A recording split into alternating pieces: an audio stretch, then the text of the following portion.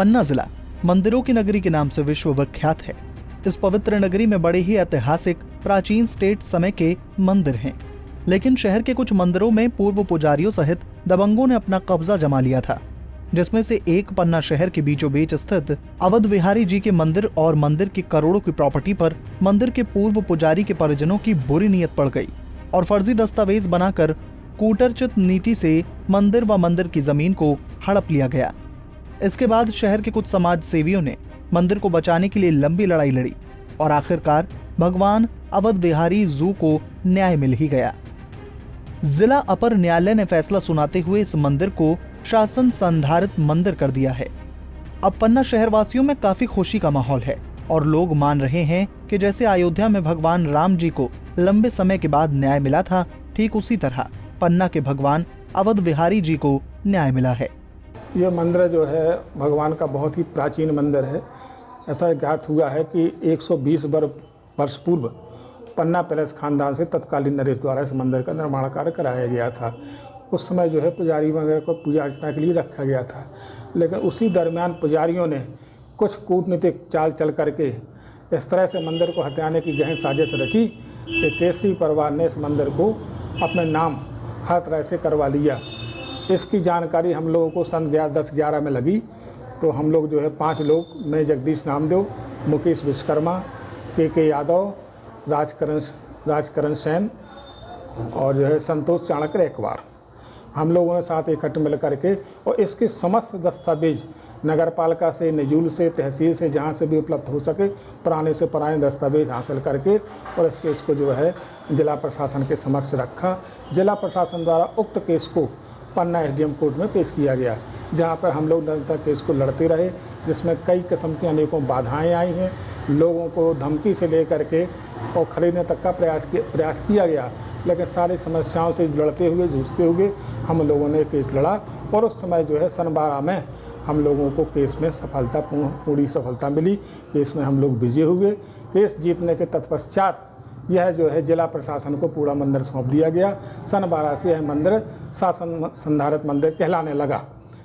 इसके बाद जो है केसरी गोस्वामी ने पुनः प्रशासन से में अपील की और न्यायालय में अपना केस चला है, पर अपर जिला जज द्वारा किया गया और उस मंदिर के पक्ष में फैसला हुआ। इससे हम लोगों को बहुत खुशी है, नगर वासियों को बहुत खुशी है और फैसला सुन करके हम लोगों को ऐसा महसूस हो रहा है, एक समय पर जिस समय से अयोध्या में रामलला का मंदिर मुक्त हुआ था, आज उसी तर्ज पर हमारे जिले के पन्ना जिले का यह प्राचीन मंदिर मुक्त हुआ है। उनके द्वारा एक तथाकथित दानपत्र कहे जाने वाला एक दस्तावेज प्रस्तुत किया, जो माननीय न्यायालय द्वारा पूर्णतः अस्वीकार करते हुए इस प्रकरण में कलेक्टर महोदय द्वारा भी, श्री करमबीर शर्मा द्वारा भी अपने इंटरेस्ट लिया गया और समय समय पर प्रभारी अधिकारी जो एसडीएम पन्ना श्री मीना थे, उनके द्वारा भी तथा जितने भी इस प्रकरण के संबंधित अधिकारी थे, उनके द्वारा भी इसमें अपना योगदान देते हुए इसको इस परिणाम तक पहुंचाया। यह प्रकरण जो है पन्ना जिले के इतिहास का पहला प्रकरण है जो शासन जीती है, मंदिर का प्रकरण है जो शासन जीती है। और ऐसे में और एक बात और मैं कहना चाहूँगा कि अवध बिहारी जी की मूर्ति पन्ना वासियों के लिए एक मिसाल है कि वो तीनों प्रहरों में, चारों प्रहरों में अपना रंग रूप बदलती है, अपना चेहरा बदलती है अपने प्रकार से। इस प्रकार ये एक बहुमूल्य धरोहर जो है शासन की बचत हुई। बताया जा रहा है कि ये ऐतिहासिक मंदिर 130 वर्ष पुराना है। मंदिर में भगवान श्री राम, लक्ष्मण और माता जानकी जी की सुंदर और भव्य प्रतिमाएं विराजमान हैं। राजा महाराजाओं के समय से इस मंदिर में विधिवत पुजारी नियुक्त किए जाते थे, जो समय समय पर भगवान की पूजा अर्चना, आरती और धार्मिक आयोजन को किया करते थे। परंतु विडंबना ये है कि जब बारी ही खेत को खाने लगे तो खेत का क्या हाल होगा। ऐसा ही मामला पन्ना के अवध बिहारी जी मंदिर में देखने को मिला था। इस मंदिर में नियुक्त पुजारी के परिजनों ने भगवान सहित पूरा का पूरा मंदिर ही हड़प लिया। अधिकारियों और कर्मचारियों को घूसखोरी और रिश्वत देकर मंदिर सहित पूरी संपत्ति को अपने नाम पर नामांतरण करवा लिया गया था। यहाँ तक कि भगवान के दर्शन भी श्रद्धालुओं को दुर्लभ हो गए थे। कि भगवान राम जी की विजय हो गई और विजय होने के बाद साथ नगर में कई लोगों को खुशी हुई और मंदिर की मूर्तियां जो है अद्भुत मूर्तियां हैं, इनको किसी प्रकार से कोई क्षति नहीं कर सके दरिंद्र। आज भी ये कलाकृति में और पुरानी भारतीय संस्कृति के आधार पर पन्ना नगर का पहला मंदिर है जो 3 गुंबज युक्त मंदिर है।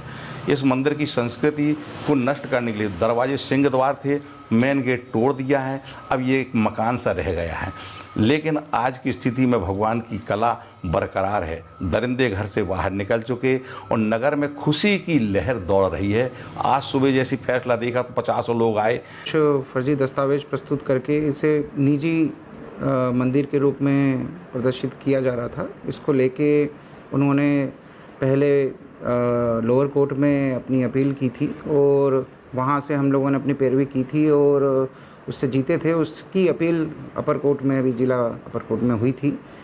यहाँ पर भी पक्ष रखा गया है और इसके दस्तावेज जो हैं वो कोर्ट ने माना है कि वो फर्जी हैं, इसलिए उनकी अपील को निरस्त किया गया है और ये मंदिर को शासन संधारित मंदिर के रूप में ही रखा गया है।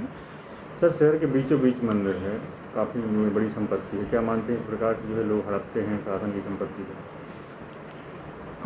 पुराने समय के कुछ दस्तावेज वो लेके आए थे, लेकिन उन दस्तावेज वो कूट रचित दस्तावेज कोर्ट ने माना है उनको और हमने उसको पुरजोर तरीके से शासन का पक्ष रखा था कि ये जो दस्तावेज हैं वो मानने योग्य नहीं होने चाहिए और जो शासन संधारित मंदिर है उसी को यथावत रखा जाए और कोर्ट ने इसको स्वीकार भी किया है। इसी प्रकार के अन्य मंदिरों के लिए भी हम लोग आगे प्रयास कर रहे हैं। बता दें कि मंदिर की अंतिम स्वामित्व की अपील पन्ना के अपर जिला और सत्र न्यायालय में षड्यंत्रकारियों द्वारा पेश की गई। अपर जिला न्यायाधीश ने ये पाया कि मंदिर में तत्कालीन पुजारी के परिजनों द्वारा पेश किए गए सभी दस्तावेज कूट रचित और षड्यंत्र पूर्वक हासिल किए गए थे।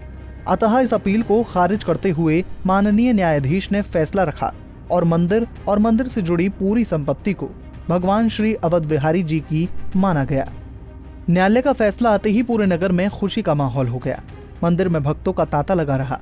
पन्ना में इस बात की चर्चा रही कि जीत सत्य की होती है, चाहे विलंब कितना ही हो जाए।